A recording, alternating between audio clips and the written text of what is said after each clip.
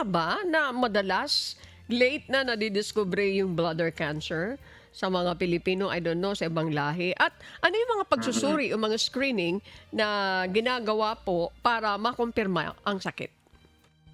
Yes, yes. Ano po, mix po kasi yung sa sitwasyon natin sa Pilipinas, 'no? Pagka nasa siyudad ka, kadalasan ang nakukuha natin is, at least man lang medyo early early diagnosis o yung nagsisimula pa lang, hindi pa siya gano'n kalala.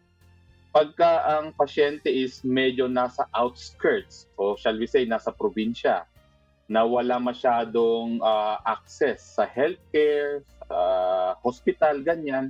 Kadalasan po ito yung nakikita namin na o na-e-encounter namin na, late stage na, okay.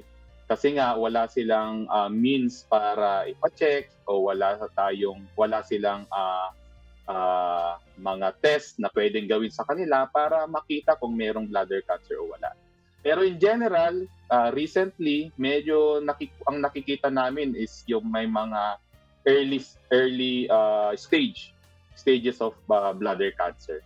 Kasi nga, ako nagpa-practice kasi ako sa siyudad, so siguro, kasama na rin yon yung lugar ng practice ko na mas meron silang access sa mga test, sa mga hospital, sa mga health center, et cetera. Kaya mas maagang nadidiskubre yung bladder cancer.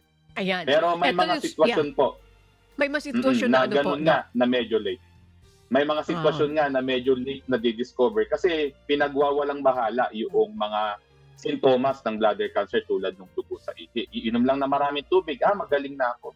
Hindi na ako magpapa-check, parang gano'n. mhm. So, yun Very yung Filipino. karaniwang sanhi.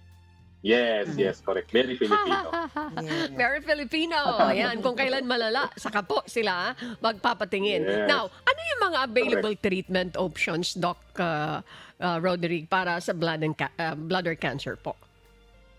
Okay, okay. Unang-una muna bago tayo dumako doon sa treatment option, siguro, medyo may konti tayong distinction. I-distinguish muna natin kung yan ay early o late na types of bladder cancer, 'no?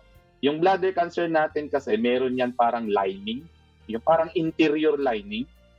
'Pag yung cancer mo, yung ugat niya is nandun parang sa lining, yung tinatawag na urothelium. Shall we say, sabihin na natin ito yung superficial type, okay? To make it easier, superficial siya.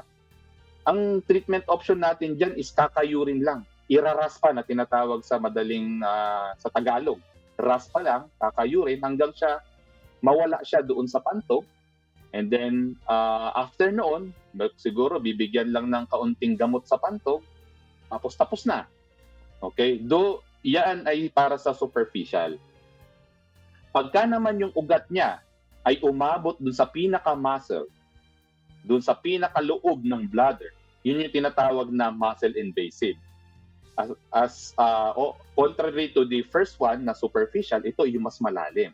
Ibig sabihin, ito mas aggressive. So since mas aggressive siya, kailangan din na aggressive treatment. Kadalasan ito po is yung inooperahan. It's either tatapyasin lang yung pantog or tatanggalin yung buong pantog. Yun yung tinatawag na radical nephrectomy. No? Tulad nung nandyan sa screen po ninyo, makikita nyo dyan yung superficial, nandiyan yung medyo malalim na, etc. Depende kasi sa stage o sa lalim ng bukol yung kaakibat na treatment. So bukod sa operasyon, meron din mga ibang treatment na hindi opera, okay? Tulad ng radiation, meron tayong chemotherapy, at saka meron tayong immunotherapy. Itong mga to po is hindi siya individual treatment. Kadalasan pinagko-combine po yan. So ibig sabihin, pag naoperahan ka, maaari kang bigyan din ng chemotherapy afterwards.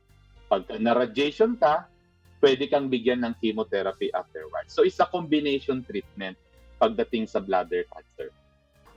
Dr. Arcino, gaano po kahalaga ang early detection? Kasi syempre dito nga sa Pilipinas, di ba, talagang late, either Yes. natatakot, ayaw malaman yan. Mm-mm. So, kung pwedeng ipaliwanag nyo kung gaano kahalaga nga itong early detection, para naman po sa recovery at yung survival rate po ng ating mga Yes. pasyente. Thank you po, Dr. RC. Very good. Very good question po kasi ito ang gusto kong i-emphasize sa mga ating kababayan. No? Lahat ng cancer, whether yan pantog, prostate, kidney, colon, etc., ang survival ninyo o yung outcome ay nakadepende kung gaano nyo kaaga na-discover yung cancer. So, ibig sabihin, mas maaga yung na-discover, mas maganda yung outcome. Mas maganda yung prognosis. Mas maganda yung haba ng buhay Prognosis. ninyo o yung tinatawag na survival. So, kaya kapag ka meron kang nararamdaman, ipacheck mo na kaagad. Kung wala namang nararamdaman, hindi naman ibig sabihin, wala ka ng sakit o hindi ka dadapuan ng sakit. Mali po yon. So, yung mga screening na sinasabi ni ma'am kanina, pwede po yan yung urinalysis. Okay? Yung urinalysis kasi is napakamura po yan. Madidetect niyan kung meron kang infection, madidetect niyan kung meron kang dugo sa ihi, at marami pang iba na pwede niyang sabihin sa'yo doon sa urinalysis. Okay, pwede yung ultrasound. Yung ultrasound po, very readily available. Sa ating mga panggobyernong mga hospital, yan po ay very available, no? At saka sa murang halaga, yung iba pa nga, libre. So yan kasing ultrasound, okay, sisilipin niya o makikita niya kung merong bukol yung pantog. So napakamura po niyan, relatively mura, okay, compared doon sa mas matataas na klase tulad ng CT scan. Yung mga CT scan, MRI at iba pang mga test, yan is kung merong na-detect doon sa urinalysis o sa ultrasound, etc. O kung halimbawa umiihi ka na ng dugo na paulit-ulit at yung gross na dugo talaga, yung kulang-kulang dugo, yan po, CT scan, kadalasan nire-request po yan para ma-detect kung talagang meron kang bukol o wala. Ms. Jackie, again, very informative. Napakahalaga itong mga Yes. insights na nakukuha natin kay Doc Roderick. Now, puntahan natin ang pahabol kong tanong. Ano yung mga paraan upang mapanatiling healthy po ang bladder at maiwasan ang sakit na ito? And again, Doc, ma-emphasize nyo po yan para ma-educate natin muli yung ating mga kababayan. Okay, Thank you. again, mahalaga. Prevention is better than cure, ika nga. Okay?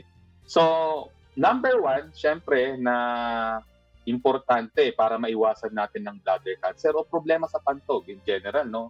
Syempre, umiwas tayo dun sa pwedeng maging dahilan ng bladder cancer. Number one, smoking. Huwag na akong magsigarilyo. Kasi number one talaga yan na salot sa ating katawan. So yung sigarilyo kasi maraming chemical. So iiwasan mo yon para hindi ka magkaroon ng bladder cancer. Siyempre, hindi lang ikaw, okay, yung nadadamay sa sigarilyo. Pati yung nakapaligid sa'yo. Yung tinatawag na second-hand smoking. Yes, very important yan. May mga pasyente ako sinasabi, Dok, hindi naman ako nagsisigarilyo. Pero pag tinanong mo sa kanya, yung asawa niya nagsisigarilyo. Yung father-in-law niya nagsisigarilyo, etc. Eh, nasa isang bahay sila.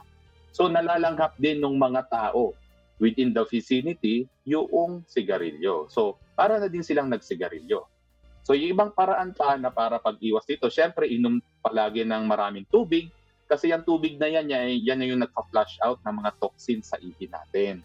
So, sinabi ko nga kanina, huwag natin, pagka merong toxins sa katawan, kailangan ilabas natin agad para maiwasan yung pagkababad ng pantog sa mga toxins na pwedeng mag-cause ng mutation o cancer.